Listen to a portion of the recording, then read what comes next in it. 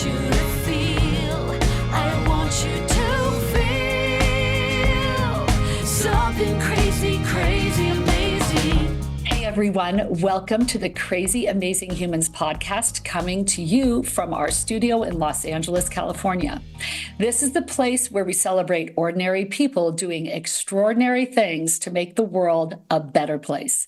I'm Katrina Carlson, and today's episode is no exception. We're talking to someone who's tackling one of the biggest challenges facing our planet. And I'm Jefferson Denham. Our crazy amazing guest today is Navyn Salem, the founder and CEO of Edesia, an incredible social enterprise on a mission to end global malnutrition.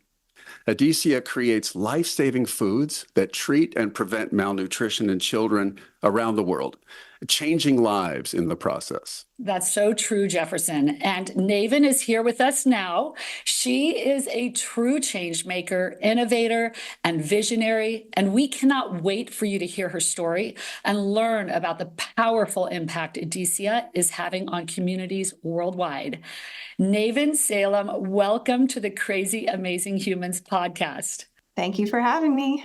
It's just great to have you here. Edesia's mission is to combat global malnutrition. It's both inspiring and ambitious. Can you tell us the story of how Edesia came to life and what sparked your passion to take on such a critical issue? Edesia first gets started as a result of two personal stories. One is my father, who's from Tanzania, along with my grandparents and my great-grandparents, all from different places, from Zanzibar to Dar es Salaam to Dodoma. And the other part of the journey is I have four daughters who at one point were all under the age of 5.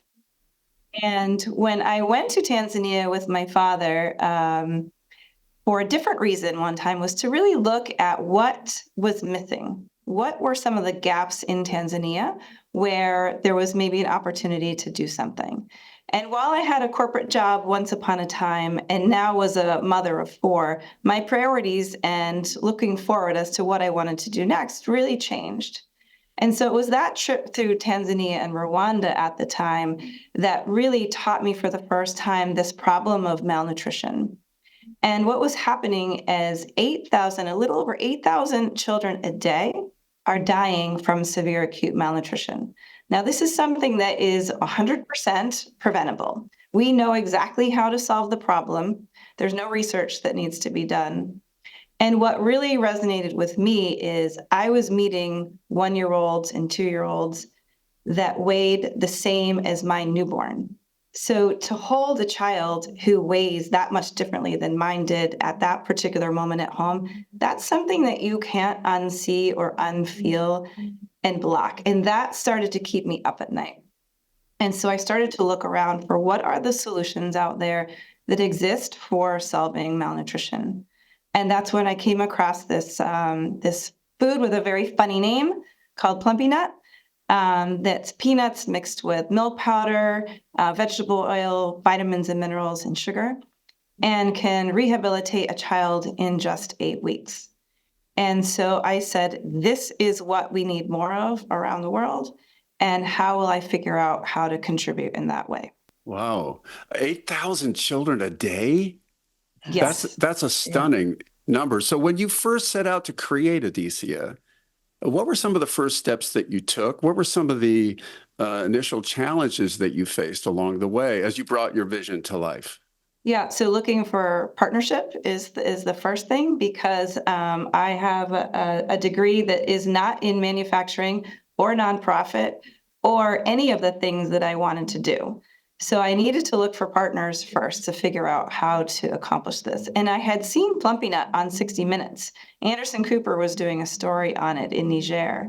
And so I knew that there was a company in France called Nutriset. And so they were my first call to figure out how to partner. But I really didn't know anywhere in any of these fields whatsoever. So I actually had to make friends at UNICEF, at World Food Program, at the US government. And so I started showing up on people's doorsteps. And they didn't always want to take my phone calls. And so, but I'm much harder to get rid of when I'm on your front door. So I went to Copenhagen for UNICEF, I went to Rome for the World Food Program, and I went to France to meet with Nutriset and started building these partnerships to say, I'm very serious about figuring out how we can do this, both from a factory standpoint in Tanzania and eventually also in the United States in Rhode Island, where I live. Wow. A quick follow-up to that, because you said that you didn't know anything about manufacturing or any of that when you first got into it. I remember Katrina and I saw that you said in a previous interview that you were doing your investigative work and you're saying, hey, how do you do this? And you suggested a different way. And they said, oh, no, that's not the way we do things. Yeah, I remember that.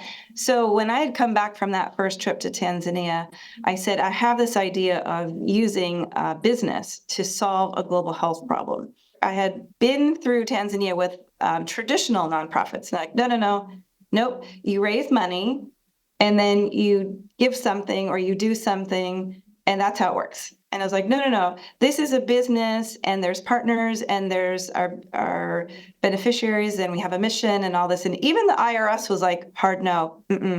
This does not qualify. And so the concept of a social enterprise was very rare to find. So I didn't know that was. This was 17 years ago.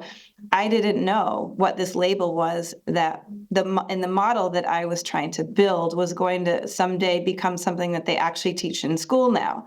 So for 24 hours, I was like, wait, if these people who've been in the business for 25 years in the nonprofit world say that my idea is not a good one, I was really sad for a day. And then I woke up and I said, the reason they think it's a bad idea is because they've been in this business too long. So they've been in for 25 years. I've been here for 25 hours, but I have a fresh perspective on it. Like I see it in a different way, right? Yeah. So Preach. That's how it's got to be done in a new way. And that's what I bring to the table. So it's not a deterrent. It's in fact something that should encourage to move forward. Can you just unpack that a little more? Because I'm actually super curious. How is it that, so you were fundraising as well as running a business? Tell us a little bit how that is different. So this is Plumpy'Nut. It's a 100-gram packet. And right outside my door here is a factory floor with packaging machines, conveyor belts, robots, all packing these boxes ready to be shipped out. My partners are with the United Nations and the US government. So they are paying for the product, and I am distributing to the health clinics, and the children are receiving it for free.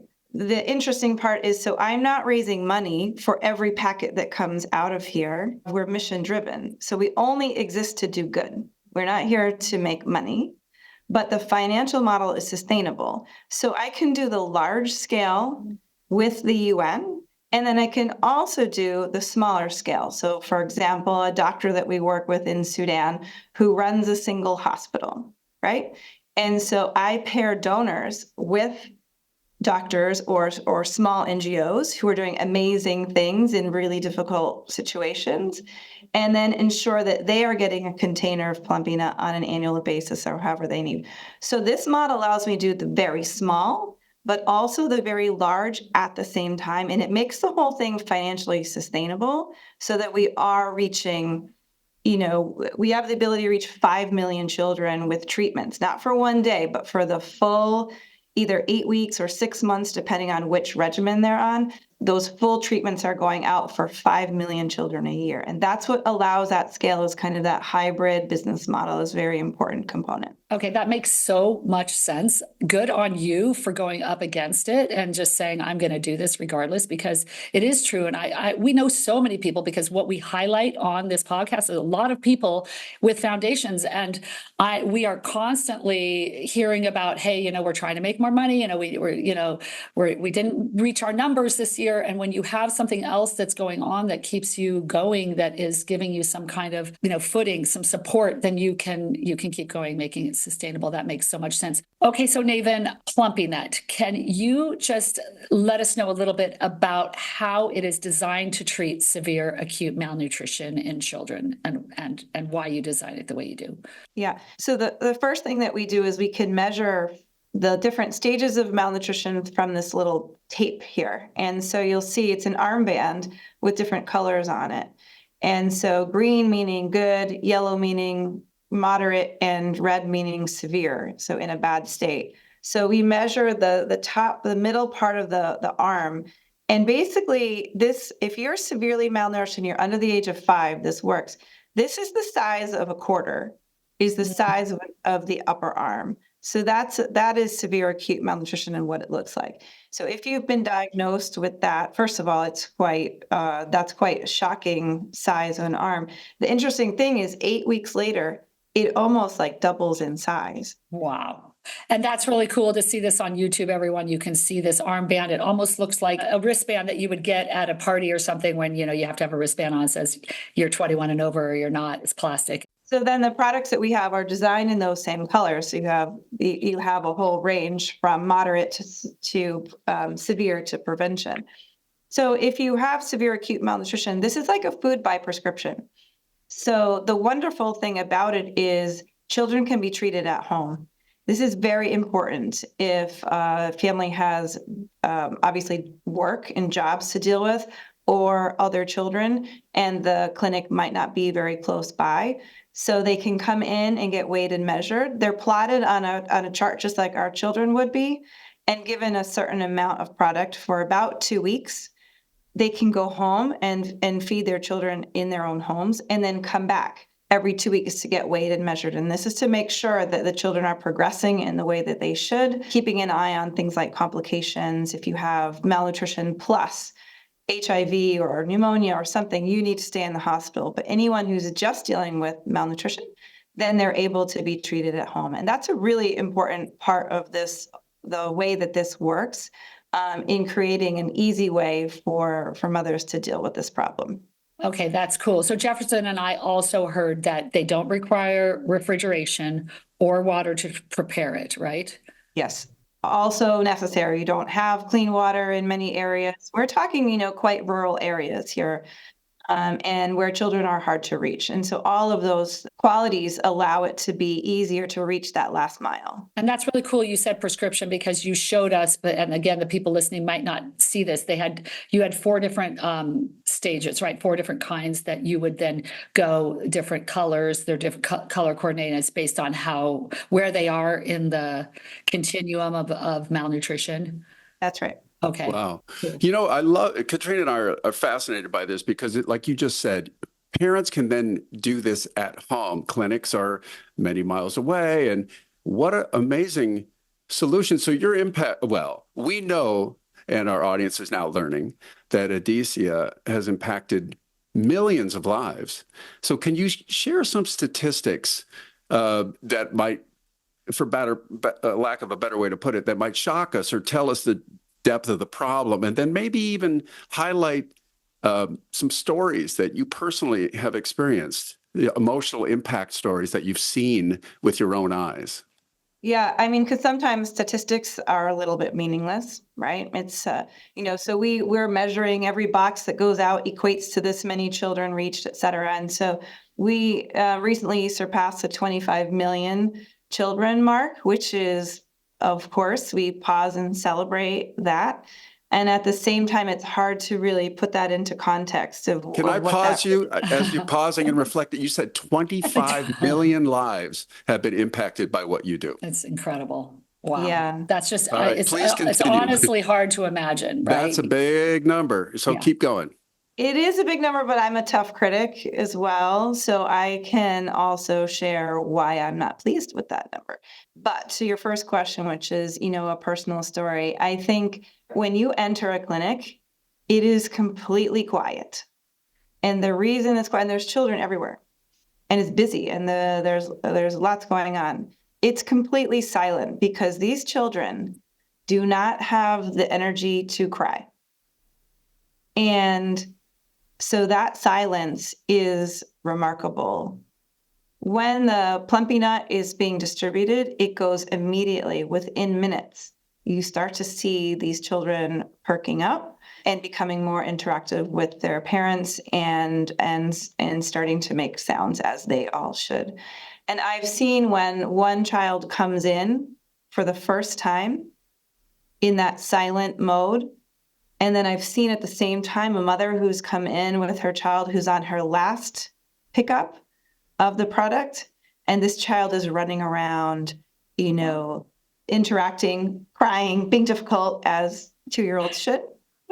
And seeing that before and after in the same room, when you're like, wow, this one box, 150 of these packets over 8 weeks, which is about $50, can make this insane life transformation is really remarkable to see in the same room on the same day. It's a miracle. That must be, I can't even imagine how that would make you feel, Navyn. I mean, to see that.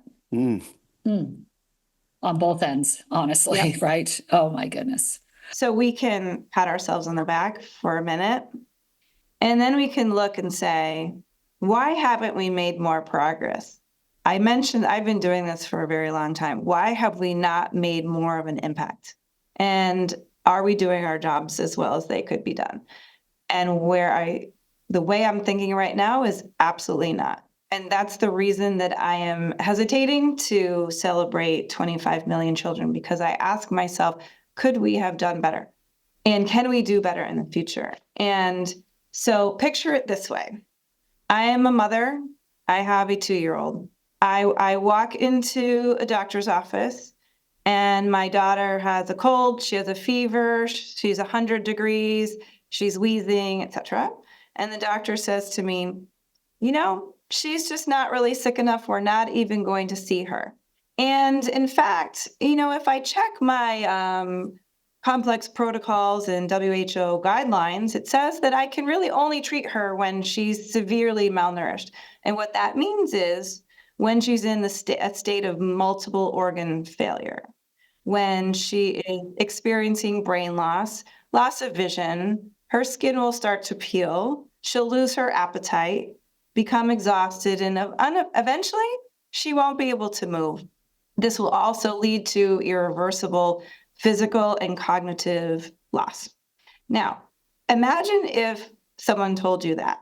What would your reaction be? And this is what is happening, right? When you see that tape that I showed you and you're not measuring in the red, I might not be able to treat you yet because you are not malnourished enough to qualify to come into the program. And so for me, this is a call to redefine global health, the definition of global health, and why we have these very unusual policies that we think are okay in some countries, but are things that we would not tolerate in the United States of America. I would not tolerate giving my daughter, if I wait and come back in a couple of weeks and she's near death, that she will have a 50% chance of survival. Not in a million years. And so why do these health inequities exist? And why are we okay with them? And how do we do better? And that's really the challenge. I love that you're asking these tough questions. It's exactly like you told us earlier when you said, hey, this is the way it's always been. Why can't we try something new? I love that you're challenging these things. And I'm challenging myself. What am I not doing right here? What can I do better? Because we shouldn't be congratulating ourselves for swooping in, trying to play the hero and save the day with this miracle packet of food, when instead I could prevent the entire thing from happening in the first place.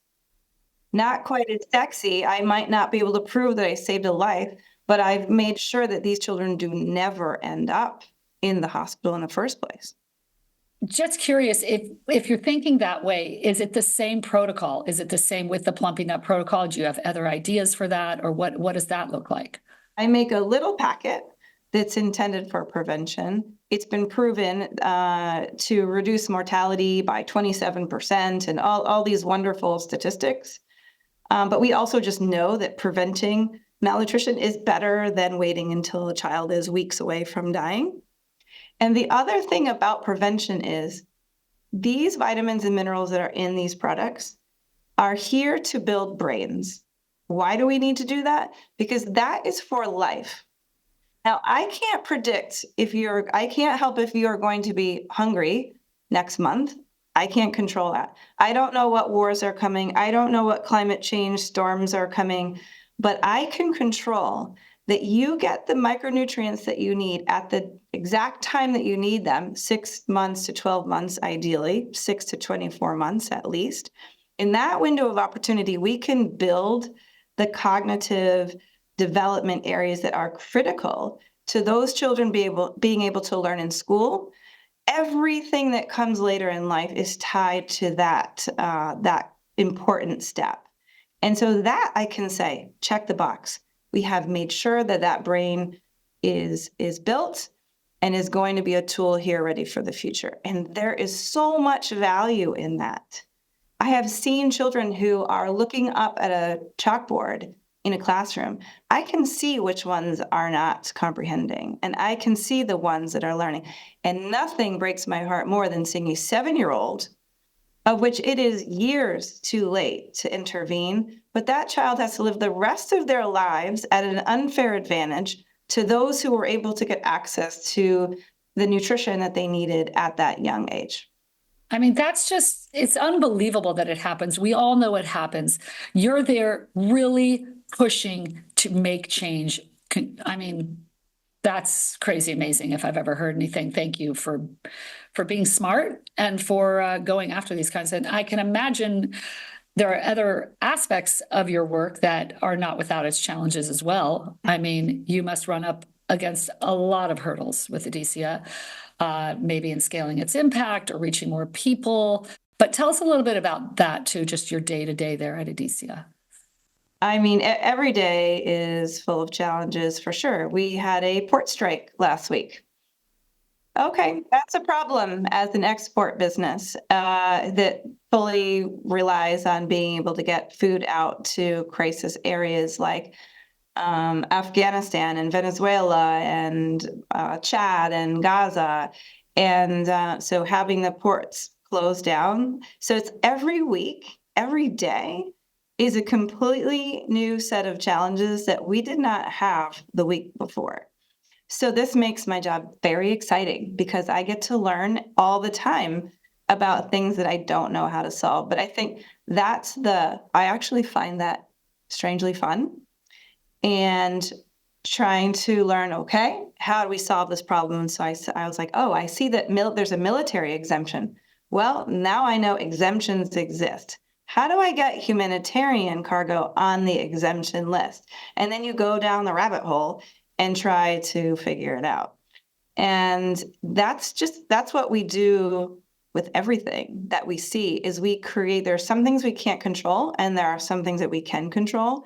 Understanding the difference between the two and then doing something that goes around the system that allows you to reach your goal. And we do that all the time. In fact, the more that people tell me no, I'm like, ooh, I'm onto something. For sure, we're going to do this. It's almost like they inspire me by saying no. I'm like, thank you. I'm going to do that. So Jefferson and I heard it related to that. You have 3 words that you look at when you are running up against that. What would that be? Yeah. On my door, it says find a way. We've got people depending on us, and it is a matter of life and death. And so saying, I don't know, is so unacceptable. We have to find a way. So that's it. Simple. Okay, find a way. And then I just don't want to miss this idea that you are dealing with a lot of cultures. And something else that we heard that you've spoken about is who you hire in your factory and some of the reasons why. One of them might have to do with the different cultures that you deal with. So we hire from the former refugee community. We've done it since day one. It is in no way a charitable activity. It's good for business. And so having a group of people who have experienced being in a position of needing aid in some way means you understand the urgency, the reason for everything we do, whether it's quality or safety or timeliness or getting whatever it is, nobody can understand better. And also having people from all over the world means when I need to translate packaging into Arabic, I have somebody. And I also have someone who's like, hey, we're shipping to a new country. what do you know about Syria at this time of the year? Are there weather conditions? Are there which borders should we be watching out for? When's the election cycle? Understanding the context of where we're shipping to as well, when you have a team that's from all over the world. So they are a force. And so in no way is this, like I said, a charitable thing. This is so critical to running a successful business. And how wonderful at the same time to be able to be shipping to places where someone who's been a part of this system, is giving back to their country, or even that refugee camp where they once came from. What is more powerful than that, really? That's incredible. And just real quick, how many different countries are represented about? We have about 25. Amazing. Yeah. Yeah. From the Middle East to Africa to South America, all over the place. I've read somewhere it was 65. Is that not correct? So we ship to 65 countries. But we've got employees from 25. That would be impressive if I only have 150 employees. We work 24 hours a day, trying to keep up with orders. But yeah, so we're shipping to that many countries. Well, you're saying it would be impressive. I think Katrina and I are pretty impressed with the numbers you do have. I know you don't want to pat yourself on the back. So, okay. And you've obviously dedicated a lot of your life to this mission. And I assume you've personally learned a lot through your journey. Is there anything you want to share with our audience about that? I feel very fortunate to be able to do this work every day. It's for sure frustrating, exhausting. There are days when things feel impossible, but I always know my why. And that helps hit the reset button all the time. So I wake up every day completely like a reset button has been hit, energized, ready to tackle anything that comes across my desk. And it's because I know why. And because I have seen children, I have heard the cries of mothers when they've lost a child. And for every single one of those that we can prevent from happening in the first place is the reason that we can't stop. And we have to do everything in our power to get there, no matter what. And those are times that you can't forget. You'll never forget what that's like to see someone lose a child, and to lose one to something that is 100% preventable. Like it's food and nutrition. Guess what? Everyone in the world needs the same thing. Why are there we have so much waste here? We could actually feed the whole world just if we did better on waste. That is the only reason. And I think you did move into the United States at some point with, tell us, just touch on that, if you will, for a second. Yeah, normally I don't, we've got a lot of safety nets here in the United States, food banks, school feeding program, all kinds of things. But during COVID, we were realizing that children were not able to go to school to get those free and reduced lunches that they were depending on.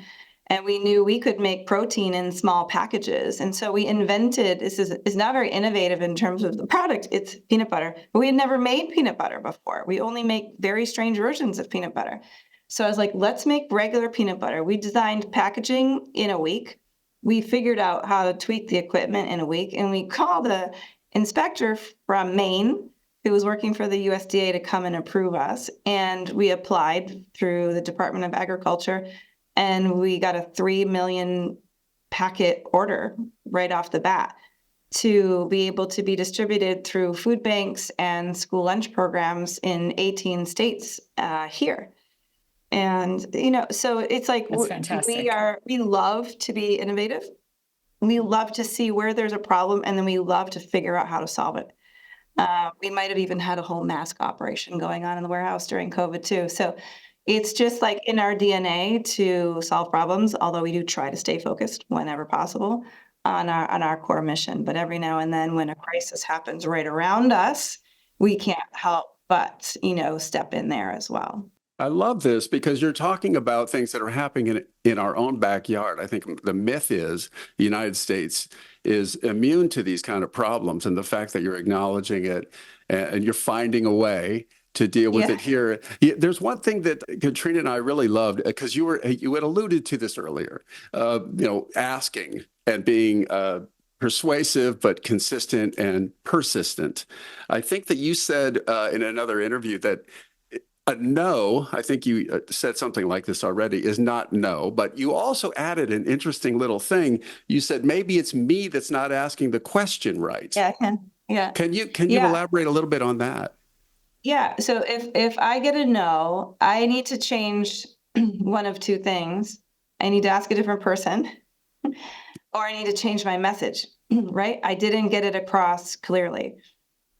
So I'll try to change as many of those things and then try it again and keep tweaking it until I'm like, okay, now you hear me. I think, when I do speaking engagements, I'm hoping to connect with one person in the room who's like, I get it. I get it. Mhm. I will help you in some significant way because I understand what you're trying to say. I get no all the time. I get multiple no's all the time. And I never stop. Something wasn't right. Make an adjustment and try again. You were successful in that strategy when you were at a milk convention. Is that right? Did Katrina like that right? And you How do said, you know all this? because Katrina and I are interested and we do our research. So Yep. Katrina and I love this story. If you can tell this quickly, condensed milk. Can you condense the story? You would not leave without what you needed. So what was that Yep. situation? They put me on a stage at some conference. I don't even remember what it was. And I knew that there were like dairy farmers in the room. And I was having a shortage. So I was like, I'm not leaving this stage until someone raises their hand and is willing to help me. I need this many truckloads to come to the factory, and we don't have a lot of time. So do you guys want to listen to me tell stories, or does someone want to step up and say they have a few? And so somebody did raise their hand. Thank God for the rest of the people who were there. Yeah, you couldn't go back on your word. You were like, I know, right? yourself in that corner. So Ken, who is our producer, he's also the director of the film The Heart of Nuba, which features Dr. Tom Katina, who I know you know in some capacity as well, Navyn. So he was he's a crazy, amazing human. He was on our very first episode. So when Ken contacted Dr. Tom to tell him we were interviewing you, he texted a message back, which I definitely want to share with you. But before I do, I also want to say how we found you was because a friend of mine, Gina Parikh, started talking about, she knew about our podcast, and she said, oh my gosh, you've got to interview my friend. She creates these food packets called Plumpy'Nut. I said, well, I've already heard about that because my husband's film, and I knew that Dr. Tom used it in the hospital. So there's a full circle moment. So from episode 1 with Dr. Tom and the Mother Mercy Hospital there in Sudan to episode 46, where we're meeting the person who's helped manufactures this is, change maker, renegade, making things happen everywhere. Here is Dr. Tom's text to Ken about you all. Oh. So he wrote, hey, Ken, all is well here. We've been getting Plumpy'Nut shipped to our doorstep for, I think, the past 10 years now. It's all done very quietly and efficiently. Edesia is the company, and they have a fantastic team that manages to ship the Plumpy'Nut from North Kingstown, Rhode Island to Mother of Mercy Hospital without any fanfare. For sure, Plumpy'Nut has saved thousands of lives at our hospital alone over the years. And right now, Sudan and Nuba are in a famine, and our malnutrition ward has 10 times the number of children as usual. Almost all of them are on Plumpy'Nut, and despite severe malnutrition, most will survive. That makes me cry. That is amazing. So I just want to share that. I can actually say that when I was there with Tom in 2015, he was really upset and uptight because a whole shipment was stuck on the runway and I don't know if it was Lokachogio or somewhere nearby, and they couldn't get it in before the rainy season. And you know how that is. You spoke about, political, elections and about weather, et cetera, and having boots in the field that really understand this. He was very stressed out because he knew that there would be a consequence and children would lose their lives. And so even when it did finally come in, he had to play, if you will, God and say, you deserve it based on this wristband or whatever method he had then.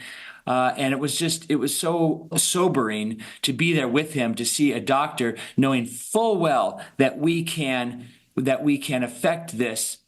And we didn't have the means at that time, or didn't have the transportation available to solve this problem. And it really was affecting him, therefore me and the staff, knowing that Plumpy'Nut was sitting there on a airstrip nearby, and lives are being lost. And mostly when we know about these things, so that is one of our most challenging shipments every year is to the Nuba Mountains. And when sometimes we've shipped things months ahead of the rainy season, and then it will change, and it won't be according to what we predict, even with months of a cushion. And so once we got stuck on the other side of the flooding. So we found a warehouse and parked 95% of it in there, and then we got a tiny little plane that could carry like 20 boxes and fly it over to the hospital in order to make sure that there wasn't a stock out. And they were like, we'll get the rest when these waters go down. And so it's that kind of thinking that we need to be doing all the time. But also, I think his words really put it into reality, right? That's why I hate these like big numbers. We need to figure out how to send him 10 containers, not one.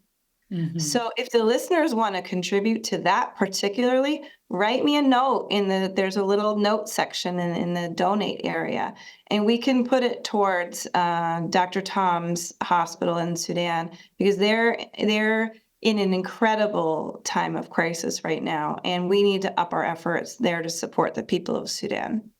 Amazing. So how can our listeners stay connected with the incredible work you're doing at Edesia, and what are some ways they can actively support your mission? Definitely following us on social media, Edesia Nutrition.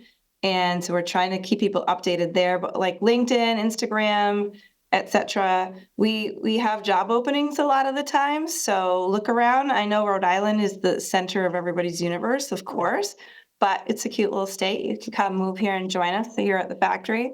And then also, obviously, donations. We have all of our donations are doubled as through a whole nother year and 2 months from now. So through December of 2025 as a generous match from the Bezos family. So if you donate $50, it gets doubled. So that's lots of children that we can reach for pretty small amounts of money. So get involved with us, read more about what we do, and understand that anyone can make change if they really want to.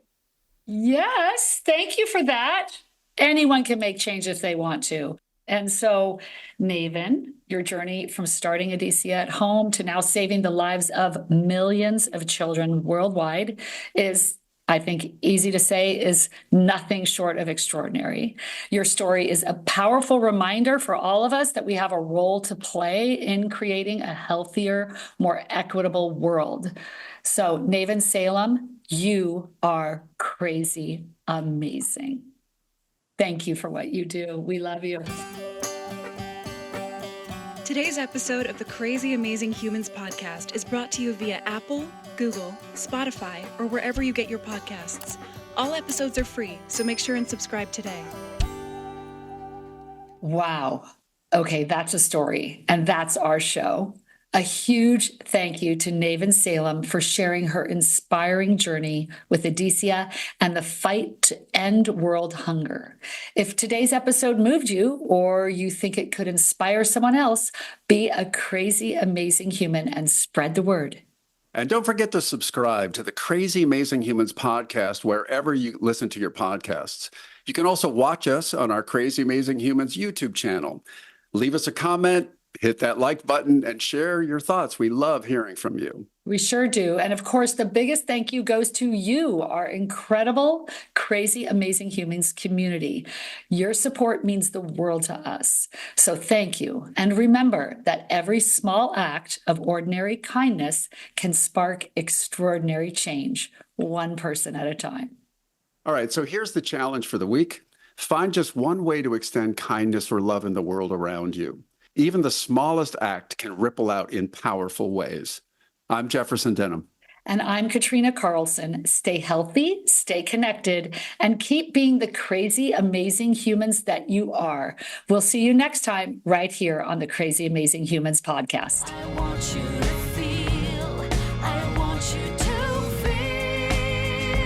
feel something crazy, crazy, amazing.